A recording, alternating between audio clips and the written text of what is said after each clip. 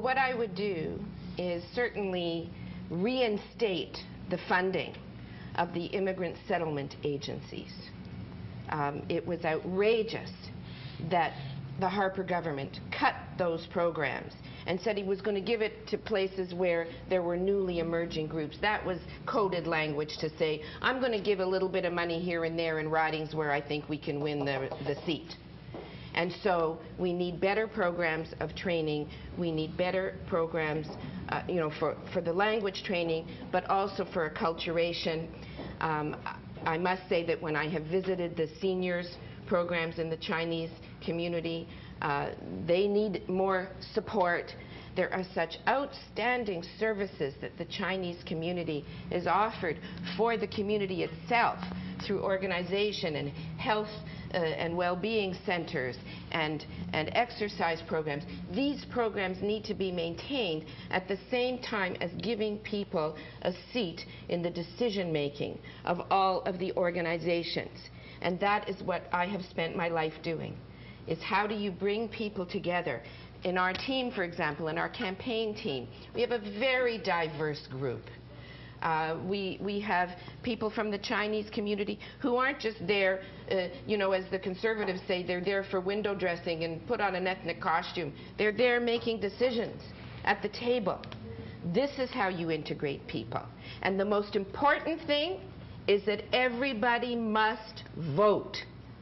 Because too many people in the Chinese community, I am told by Chinese members of the community, don't think it's important to vote because it's not part of the culture.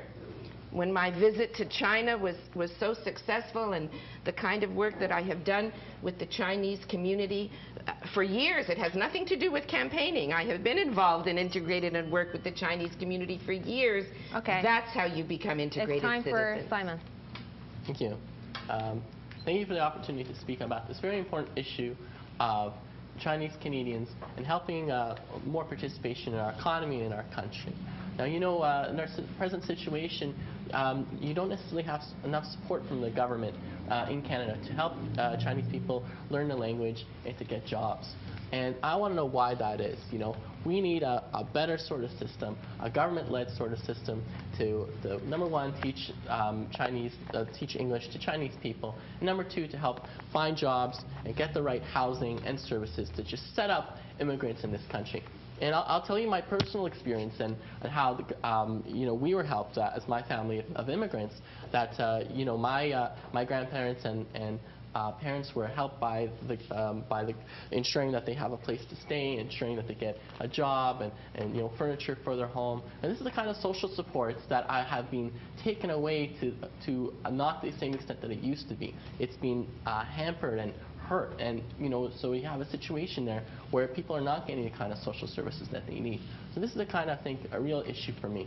And as well, professional accreditation is another important issue, where you have somebody that is quite trained in a particular field in their country, and they come to Canada and they're not getting that same recognition.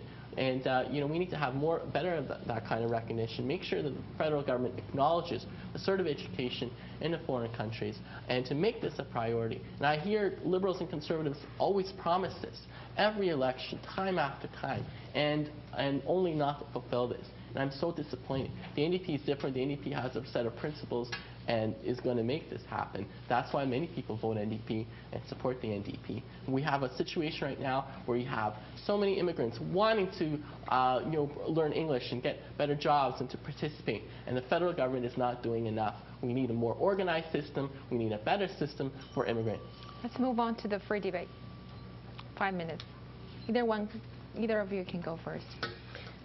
Well, having worked in the system for the last 40 years and helping to develop the policies of multiculturalism and multicultural anti-racist education, I can tell you that under the Liberals, these programs have actually flourished. When there was a conservative government, whether it was Mulroney or recently Harper, they will make pronouncements. They may give you money for a monument or make an apology, but without the substance to go behind it, and instead destroying many of the Liberal-built programs for heritage, language, for effective multicultural and diversity and equity programs. These programs absolutely flourished under the Liberal government.